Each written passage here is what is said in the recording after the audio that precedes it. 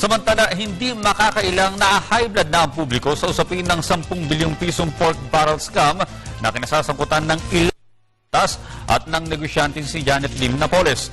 Ngunit lingid sa kalaman ng marami, hindi ito ang unang beses na nabahiran ng anomalya ang pondong ito. Malaking tanong din kung bakit nga ba ito tinawag na pork barrel.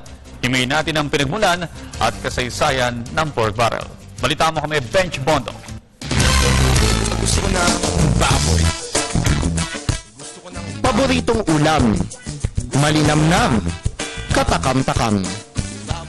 Pero ngayon, ang inosenteng hayop na bida sa hapagkainan, trending topic ng usaping pambayan. Unang ginamit ang terminong pork barrel sa Amerika noong ika-19 na siglo. Nagtatagisan ang mga alipin upang makakuha ng inasnang karne ng baboy na nasa loob ng mga bariles. Ang pork barrel kasi noon ay sukatan ng estado ng isang pamilya sa lipunang Amerikano. Matapos ang American Civil War, naugnay na ang sistemang ito sa politika. Ito ang alokasyon ng pondo ng pamahalaan para sa iba't ibang proyektong pambayan. Isa lamang ang pork barrel sa mga patakarang politikal na minana ng Pilipinas mula sa Amerika. Kabilang ito sa taunang budget na isinusumite ng Pangulo sa Kongreso. Unang pork barrel bilang Countryside Development Fund o CDF noong 1990. Layunin nitong pondohan ang maliliit na proyektong pang-infrastruktura sa mga bayan sa pamamagitan ng kani-kanilang kinatawan.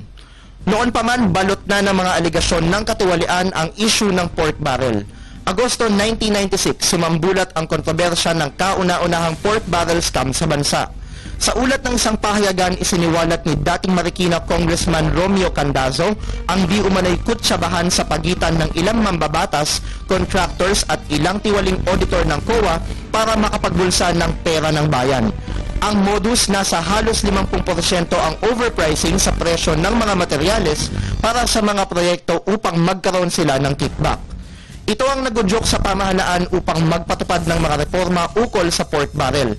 Noong 2001, sinimulang isapubliko ng DBM sa website nito ang listahan ng mga proyektong isinusumite ng mga mambabatas. Inalis ang CDF at ipinalit ang PDAF o Priority Development Assistance Fund. Sa nakaraang 5 taon, hindi hihigit sa 10 bilyong piso ang budget para sa PDAF. Ngunit simula 2011, kapansin-pansin na higit ang itinaas ng alokasyon ng pamahalaan para rito. Pinagsama na kasi sa PDAF ang pondo para sa mga tinatawag na hard and soft projects. Wala na ang sistema kung saan ang hard projects o mga proyektong pang-infrastruktura ay kasama sa various local infrastructure projects o VLIP na ipinapasok sa budget ng DPWH. Ang soft projects naman ay tumutukoy sa mga serbisyong agarang magagamit na ibinibigay ng mga mambabatas sa kanilang mga nasasakupan.